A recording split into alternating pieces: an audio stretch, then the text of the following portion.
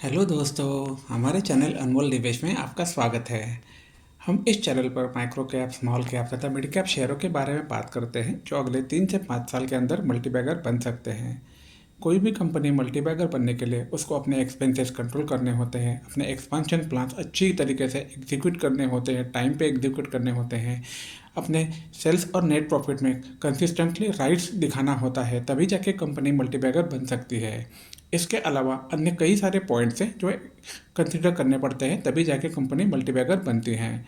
लेकिन आप अपने शेयर्स अगर 3 से 5 साल तक होल्ड नहीं करोगे तो कंपनी भले ही मल्टीबैगर बन जाए तो आपको इसका फ़ायदा नहीं मिल सकता। इसके साथ साथ आप इन शेयरों में उतना ही अमाउंट इन्वेस्ट करें जो अगर खो जाए तो आपके करंट लाइफस्टाइल में कोई भी प्रॉब्लम नहीं दिखना चाहिए। आज हम एक स्मॉल कैप शुगर बनाने वाले कंपनी के बारे में बात करेंगे जिसका मार्केट कैप है 1253 करोड़ रुपीस, करंट प्राइस है 111, 52 वीक हाई है 138 और लो है 51।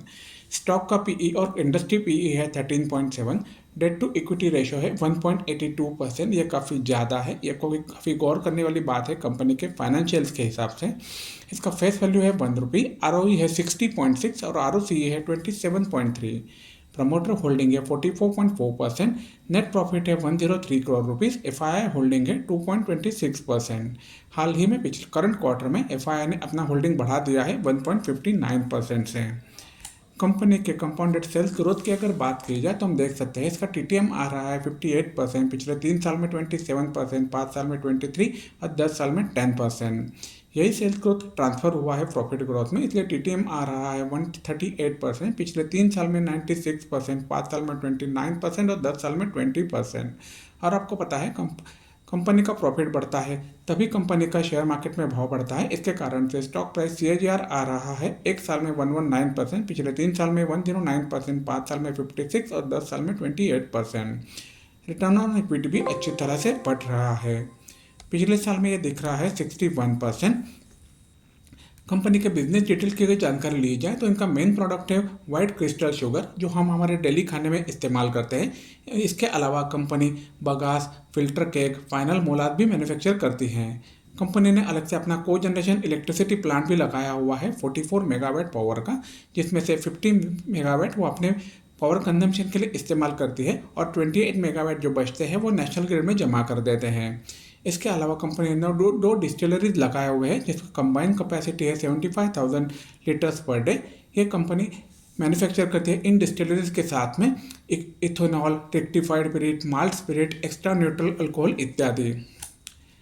ये कंपनी ने अभी एक्सपांशन मोड में है तो कंपनी ने उगार्थ खुर्द में इथेनॉल प्रोडक्शन प्लांट लगा दिया है। फर्स्ट फेज में 200 केएलपीडी का लगाया हुआ था और दूसरे फेज में 645 केएलपीडी का प्लांट इन्होंने लगा दिया है अक्टूबर 22 में। इसका टोटल खर्चा आएगा 151 करोड़ रुपीज़ जो इंटरनल एक्रूवल्स और बैंक लोन के द्वारा किया जाएगा। ये कंपनी ने अलग अलग जो मैन्युफैक्चरिंग अलग अलग प्लांट लगाए हुए हैं उगार खुर्द बेलगावी डिस्ट्रिक्ट में और मल्ली नगर हल्ली विलेज में कलबुर्गी डिस्ट्रिक्ट में इथेनॉल मैन्युफैक्चरिंग के लिए। इनका टोटल कैपेसिटी आता है शुगर केन क्रशिंग कैपेसिटी आता है 18,000 टीसीडी पर डे का। मैं आपको बता दूं यह वीडियो सिर्फ एजुकेशनल पर्पस के लिए बनाया गया है, इसे किसी भी तरह की खरीदारी या बिकवाली की सलाह ना समझें। कोई भी आर्थिक निर्णय लेने से पहले अपने सेबी रजिस्टर्ड वित्तीय सलाहकार से सलाह जरूर लें।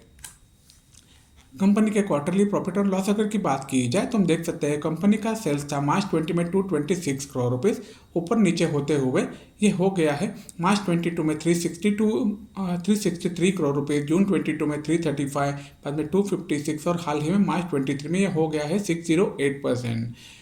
सेल बढ़ाने के लिए एक्सपेंसेस भी बढ़ाने पड़ते हैं, उसके कारण से कंपनी के एक्सपेंसेस काफ़ी बढ़े हुए हैं, लेकिन ये ज़रूरी होते हैं सेल्स बढ़ाने के लिए। लेकिन अगर आप ऑपरेटिंग मार्जिन देख सकते हैं तो 24% जो मार्जिन था मार्च 20 में वो ऊपर नीचे होते हुए मार्च 23 में आ रहा है 17%। यह काफ़ी अच्छा मार्जिन मेंटेन किया हुआ है कंपनी ने अपने ऑपरेटिंग मार्जिन में, इसलिए कंपनी का नेट प्रॉफिट भी अच्छी तरह से दिख रहा है। दिसंबर 22 में जो था 46 करोड़ रुपीज़ जो मार्च 23 में हो गया है 65 करोड़ रुपीज़।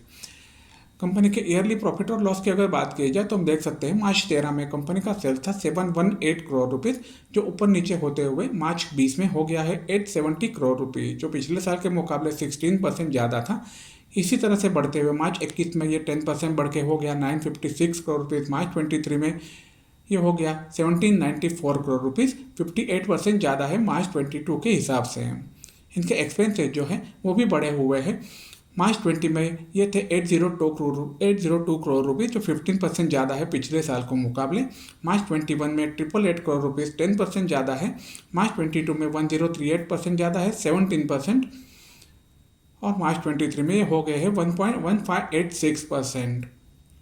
लेकिन इसके साथ में कंपनी ऑपरेटिंग मार्जिन जो है अच्छी तरह से डेवलप करने में और मेंटेन करने में कामयाब हुई। आप देख सकते हैं मार्च 20 में इनका ऑपरेटिंग मार्जिन था 8%, मार्च 21 में थोड़ा कम हुआ था 7%, लेकिन मार्च 22 में 9% और मार्च 23 में 12% ऑपरेटिंग मार्जिन दिख रहा है। यही ऑपरेटिंग मार्जिन हमें दिखता है, डिफरेंस दिखाता है नेट प्रॉफिट में।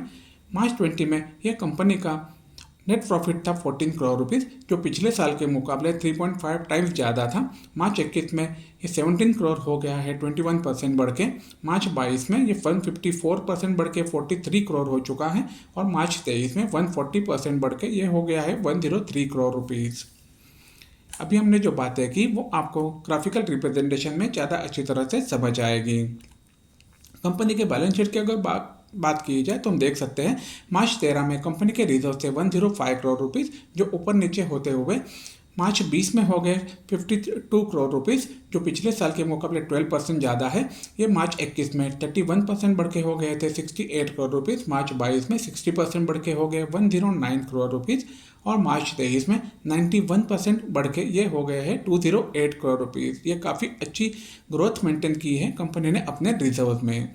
और अगर बोरोइंग को देखा जाए तो आप देख सकते हैं मार्च 13 में कंपनी का बोरोइंग था 357 करोड़ रुपीज़, जो ऊपर नीचे होते हुए मार्च 20 में हो गया था 514 करोड़ रुपीज़, मार्च 21 में 610 और मार्च 22 में सबसे ज़्यादा था 700 करोड़ रुपीज़। लेकिन इसके बाद में मार्च 23 में कंपनी ने अपने बोरोइंग्स ड्रास्टिकली रिड्यूस कर दिए हैं, 400 करोड़ रुपीज़ खाली रह गए हैं। अभी हमने जो बातें की वो आपको ग्राफिकल रिप्रेजेंटेशन में ज़्यादा अच्छी तरह से समझ आएगी।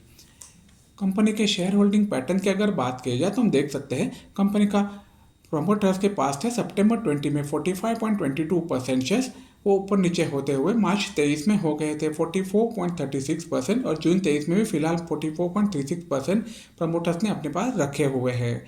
लेकिन गौर करने वाली एक बहुत इंपॉर्टेंट चीज़ है इस कंपनी में, FIIs ने अपना इन्वेस्टमेंट इसमें दिसंबर 21 में चालू किया था 0.03% से। मार्च 22 में यह कर दिया था 0.18%। इसी तरह से लगातार बढ़ते हुए आप देख सकते हो दिसंबर 22 तक यह हो गया था 0.91%। मार्च 23 में हालांकि उन्होंने कुछ कम कर दिया था अपना इन्वेस्टमेंट, लेकिन जून 23 में इन्होंने अपना इन्वेस्टमेंट जो है FIIs ने अपना इन्वेस्टमेंट जो है काफ़ी बढ़ा दिया है।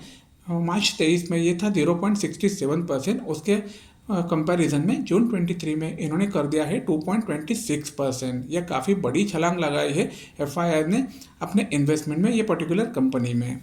अभी हमने जो बातें की वो आपको ग्राफिकल रिप्रेजेंटेशन में ज़्यादा अच्छी तरह से समझ आएगी। और एक गौर करने वाली बात है इस कंपनी के लिए, कंपनी के कोई भी शेयर्स प्लेज नहीं किए हैं प्रमोटर्स ने। मैं आपको बता दूं ये वीडियो जो है वो सिर्फ एजुकेशनल पर्पज़ के लिए बनाया गया है। इसे किसी भी तरह की खरीदारी या बिकवाली की सलाह ना समझे। कोई भी आर्थिक निर्णय लेने से पहले अपने सेबी रजिस्टर्ड वित्तीय सलाहकार से सलाह जरूर लें।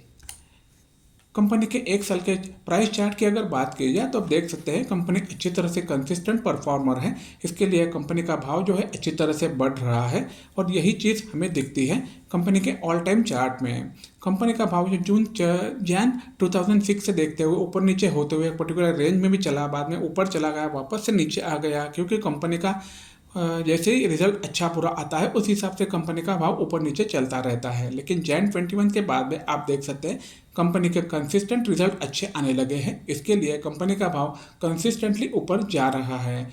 जैन 21 में लगभग ये 20 रुपये के आसपास में था, अभी ये 23 में हो गया है 120 के आसपास में। इसी तरह से कंपनी अगर अपना नेट प्रॉफिट बढ़ाती रही, अपने सेल्स बढ़ाती रही, अपने एक्सपेंसेस कम करती रही और जो एक्सपेंशन प्लान चालू है वो अच्छी तरीके से एग्जीक्यूट करके यूज़ करती रही तो ये कंपनी ज़रूर मल्टीबैगर बन सकती है।